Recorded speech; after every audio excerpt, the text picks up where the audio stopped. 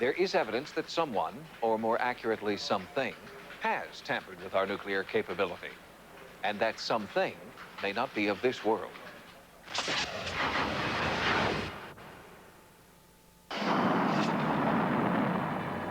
In the event of a nuclear attack, this is what's supposed to happen. But on March 16, 1967, America's first line of defense was tampered with. It started at a missile launch site, codenamed November, near Malmstrom Air Force Base, Montana. For several hours, missiles loaded with nuclear warheads switched off, and no one could figure out why. Robert Salas was deputy crew commander that day, one of a two-man team inside one of the missile control bunkers, 60 feet underground.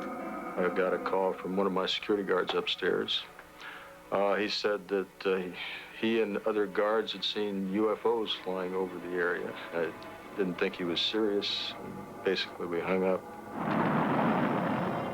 When the stakes are global thermonuclear war, only men and women of the highest physical and mental standards need apply. Salas had made the grade, but now he had to begin questioning those around him. About 5 minutes later, he calls back, and this time he's agitated. He's obviously frightened. He said that there was a UFO hovering just outside the front gate, and it was glowing red. It was saucer-shaped, and he was very frightened. Within a minute or two of the second call, the missiles started shutting down or going off alert. We were basically shocked to see our missiles going no-go sequentially. In other words, bing, bing, bing, bing. They just started going down. The only thing I could think was, oh my God. Just 12 hours later, at another launch site, codenamed Echo, 20 miles away, Launch Commander Don Crawford learned that the 37-ton Minuteman missiles under his command also went down. We just looked at each other and said, I don't understand this. How could this happen? There is no command in the capsule to turn them off. There was no switch, no off switch. They did not break. They just never broke. And I never saw an off-alert missile in the 3.5 years I was a crew member.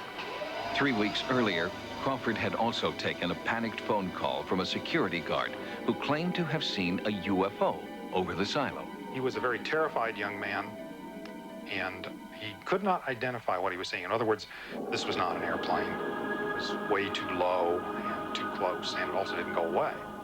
I guess I finally convinced him that if the whatever it was came inside the fence, he had my authority to shoot, which made him feel really good. But he said, sir, I don't really think that'll do much good. Then, more than 3 hours after the missiles went offline, with no repair work having been done, the missiles simply came back on, as though nothing had ever happened. It just started back up normally like they had installed it from the factory.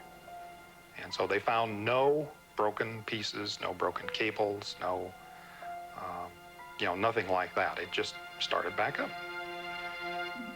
Incredibly, neither Robert Salas nor Don Crawford were ever told what had happened at the other's launch site and wouldn't compare notes for nearly 30 years. When they did, the mystery only deepened. 2 launch sites, a dozen missiles, and unidentified flying objects. They had all the contractors involved in these studies, and they couldn't figure out what had happened. The system designers couldn't figure out what had happened. Nobody could figure out what happened. It lends credibility to the fact that something very, very unusual happened. From the day he filed his official and top secret report, Robert Salas has had nagging questions about what exactly happened on that March day in 1967.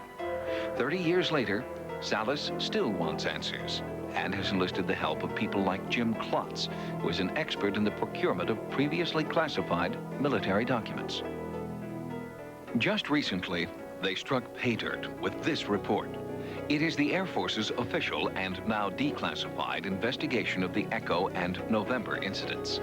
The strategic missile wing history that we obtained specifically lists what was eliminated, and it concludes that they were mystified. They looked at faults in the computers or the guidance systems of the missiles themselves. They looked into electromagnetic pulse, which is really what they believe was the cause. As far as I know, the documents show the capability of introducing such a pulse in the shielded cable system didn't exist at that time. There's one section in the report that says they interviewed security guards and they denied the UFO incidents. I know, for example, that I briefed my commander on the UFO incidents. The Echo flight crew not only briefed their commander, but had to brief SAC headquarters on the entire incident, and they had logs. And so I know for a fact that those statements in that historical document are false.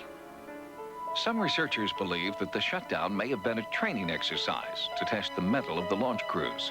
Retired Lieutenant Colonel Jerry Rowles says no way. It's just beyond any comprehension that they would do that because of the detriment to the deterrence factor. You don't degrade your ability to fight a war for a war game exercise. And, says Rowles, who is an expert in military procedure, the integrity of the security force on duty that day would have been impeccable. The young Air Force security police at all times, in association with the security of these silos, were given lethal control where they could go ahead and use lethal force if need be. So they had to be very stable themselves. Robert Salas has also tracked down Ray Fowler. In 1967, he was working for Sylvania, one of the companies that built the Minuteman system. All I know is that our people and the Boeing people went out to the site and tried to simulate what had happened. But they were never able to trace the reason for the flight going down. When Robert Salas wrote an article about the Echo incident, former launch commander Don Crawford read it and realized he was not alone. And then sightings brought them together for the first time in 3 decades. He's been doing it for 30 years. It's been a long time. I remember you now. Finally, Crawford and Salas could talk freely on a subject they had once sworn to keep secret. Then Salas shared his research. You know, that's interesting that you get something from the Air Force that specifically says it happened. It happens. Absolutely. Both men agree that the 2 silo incidents must continue to be investigated. I'm a scientist. I think when you know something, you tell it. You write it down. For a number of years, we couldn't have done that. It was classified.